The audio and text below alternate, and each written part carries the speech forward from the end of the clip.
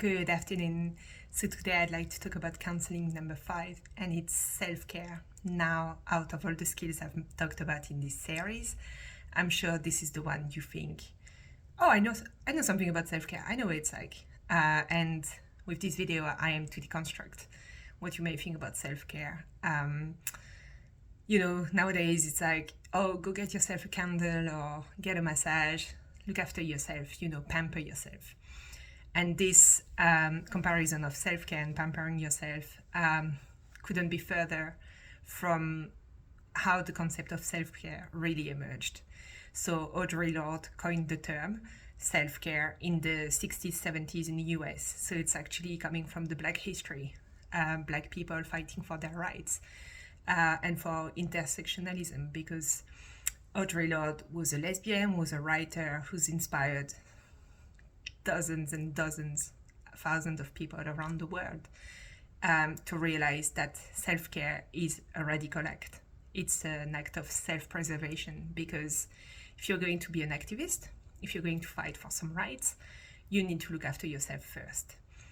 And it's a political act of warfare, like Audre Lorde said, because in a world that wants you to just, be obedient and comply with things, you can't fight for rights if you don't look after yourself first, because it is draining.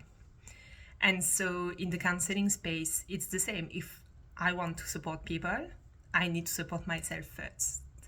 Otherwise, I'm not going to last very long as a counselor. And so I'm putting it out there to all of you now watching this video. Self-care is about checking in with yourself. What are my needs? What are my wants? It's about setting boundaries. It's about being assertive. It's not about feeling burnt out but buying a candle to relax for 10 minutes. Because the only result is that your house will smell good, but you will still be as burnt out as before.